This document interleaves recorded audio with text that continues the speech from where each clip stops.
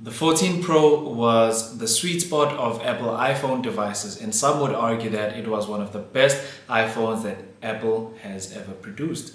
And today we will be looking at the last Pro model of that era, the iPhone 14 Pro Max.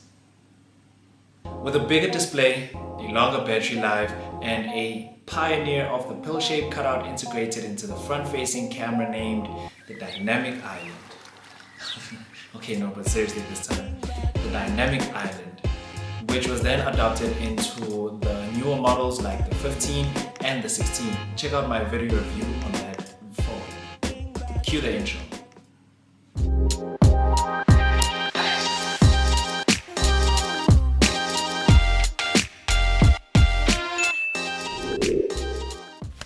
No introduction, I come in with a halo because you know that I'm a king. It's the finest gent in the south, and this is Live on Lens, Mzansi's reliable channel for everything tech. Let us go into the specifications of the phone.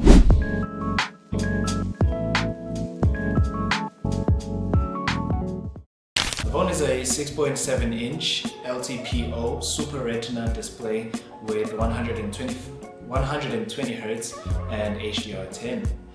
It has 6 gigs of RAM, and you can choose from 128 gigs to a terabyte of storage. It has a triple rear camera setup with a 48 megapixel main, a 12 megapixel telephoto, and a 12 megapixel ultra wide.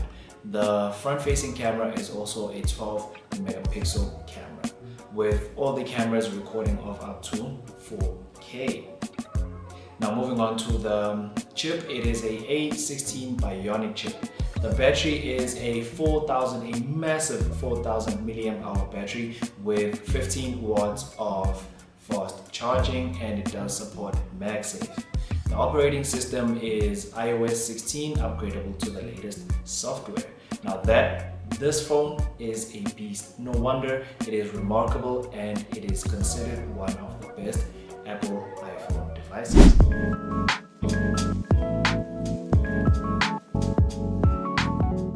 Now there are 3 things that make the iPhone 14 Pro Max stand out in a crowded area, namely the Dynamic Island. It is an interactive area in the display that changes shape according to the notifications, mainly incoming calls, messages, timers, or directions. Always on display.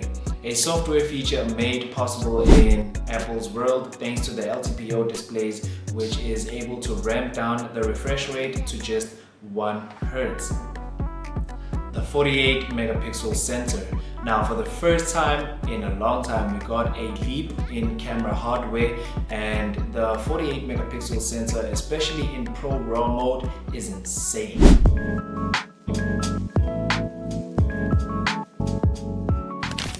The pros. The 4000 milliamp hour battery is really good and can last you of up to a full day on a full charge. The 120 Hz of refresh rate is really great, and it makes scrolling on this phone a honorable experience, unlike the base newer model iPhone 16. The always on display makes it really good to tell notifications or just to simply look at the time to tell what time it is. Now let us move on to the cons. The phone is still using Lightning instead of USB-C port. There's no major design overhaul. It still looks very much the same as the previous model iPhone. The phone still has no under-display fingerprint sensor, and it is heavy, like noticeably heavy. The phone is a beast, but it's not that perfect.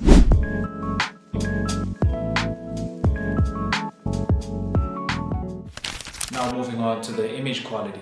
The 48 megapixel has crazy detail in good light. The night mode is much improved with sharp and natural colors. The ultra-wide camera at 12 megapixel has less detail than the main camera, but it is pretty much solid. It is great for landscapes, buildings, and group photos.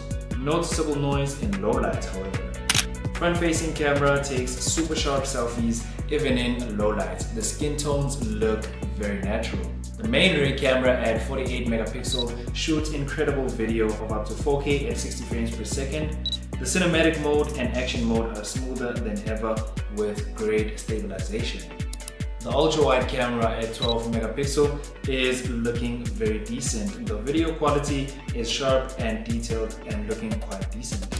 The front-facing camera shoots at 4K at 30 megapixels as well, which is great for vlogs, TikToks. Face tracking is solid. The iPhone 14 Pro Max camera phone is really good. It's actually a portable camera in your pocket, which is really great for content creators.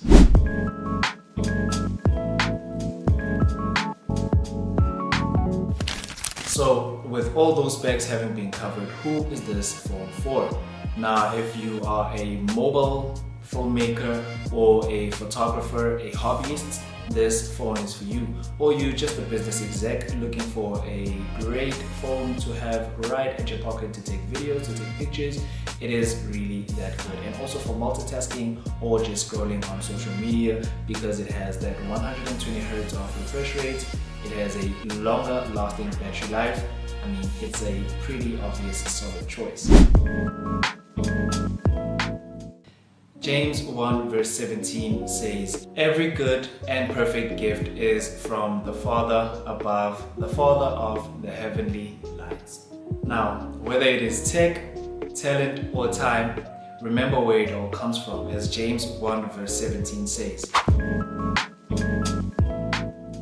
So here's the bottom line. The iPhone 14 Pro Max is powerful, premium, and packed with features. But it's not necessary for everyone to make the upgrade. It is Apple refining the formula.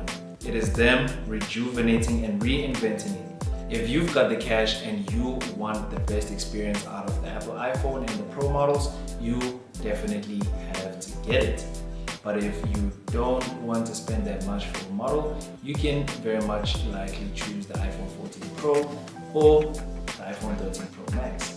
Now, comment down below which video or which phone you'd like me to review next. Make sure to leave a like, comment, and subscribe under this video. And don't forget to stay tech savvy. This was the best, and this was Mzansi's reliable tech YouTube channel. Until next time.